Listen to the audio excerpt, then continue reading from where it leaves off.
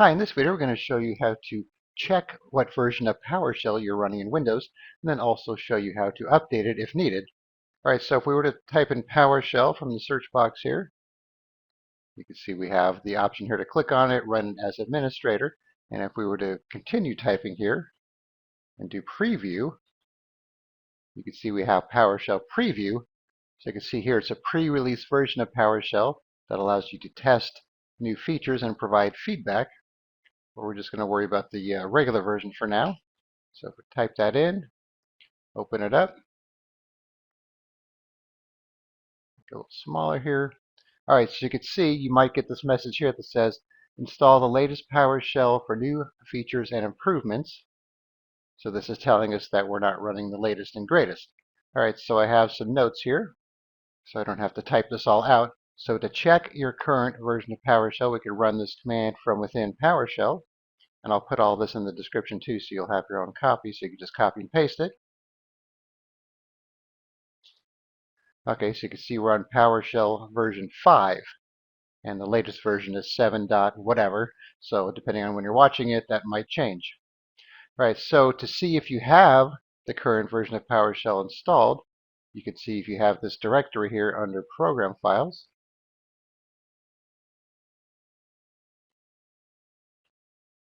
Which we don't have.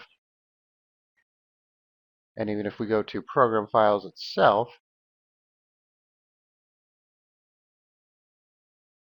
you can see we don't have a PowerShell folder there either for version 7.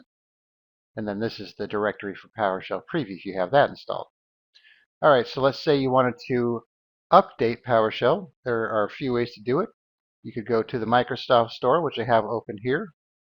And you can see we have PowerShell and also PowerShell Preview, so you can install both of these individually if you want to do it that way.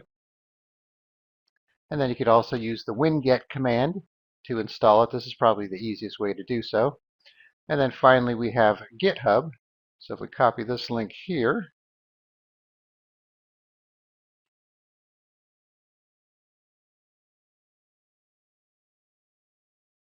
you can see we have 7.5.4, where you could come here and download it from the Assets section. You just need to make sure you're downloading the right one here. So that might be a little tricky if you don't know what you're looking for. And you can see there's some older versions as well. And then if you scroll down, you'll also find the preview version. So that's another way. All right, so let's say we want to update our PowerShell using Winget. So this should be available for Windows 11 and Windows 10, so you shouldn't have to configure anything. All right, so we're going to copy this here for the regular PowerShell. Make sure you don't copy this part, just the part after the colon. We're going to right-click to paste it into the PowerShell box here. Press Enter. So it's going to download and install it.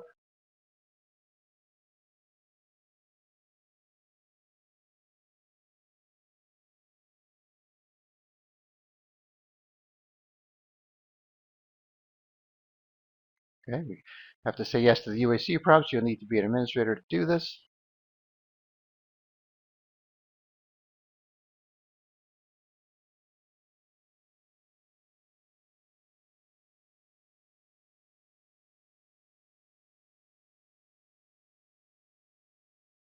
All right, so it's installed. So if we do this again, you can see it still says PowerShell 5. But if we type in PowerShell here, keep going, and now you can see we have PowerShell 7. So it doesn't replace PowerShell 5, it just installs it separately. Now we can click this, and you can see it's PowerShell 7.5.4. And if we copy this command again here, let's see what it tells us. So you can see we're up to date there. All right, so let's close both of these out here. So now, what you can do is just have two icons, or you could right-click this one, open File Location, right-click the shortcut, go to Properties, and then you could change the path here, and that'll make both shortcuts open PowerShell 7. So that's just if you don't want PowerShell 5 at all, and you don't even want to see that icon, you could change them both to point to it in case you click on the wrong one. but you're probably better off just typing in PowerShell 7 or making a shortcut for it. Open file location, and you could copy here if you want, pin it to the taskbar if you want, and that way you'll always have your PowerShell 7 ready to go. All right, so now let's say we open the terminal app, because sometimes you right-click on a folder, for example, and you have open in terminal. So we'll just do that right here. You can see it's running the old PowerShell rather than the new one. So the way to get around that is to do the little drop down here.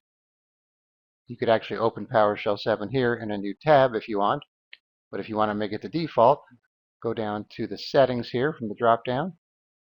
And after you install PowerShell 7, because it's not going to work unless you do that first, because it's not going to be an option, then you could change your default profile here to the black icon PowerShell. Make sure you save it. So now we're going to close it. Now if we type in terminal, for example, you can see it defaults to PowerShell 7. And of course you could still come here and open a PowerShell 5 window, or just a regular command prompt as well. Alright, so once again, use this command to check your version of PowerShell. And if it says 5, then you're on 5. Then you could also go to this directory here, see if it exists. That's the executable for PowerShell 7. And if you don't have that, then you don't have it installed. Here's the directory where Preview will be installed. So if you need to install it, you could go to the Microsoft Store, install one or both, run the Winget command here for the regular and Preview if you want Preview as well. Or you could go to GitHub and make sure you find the right one under Releases.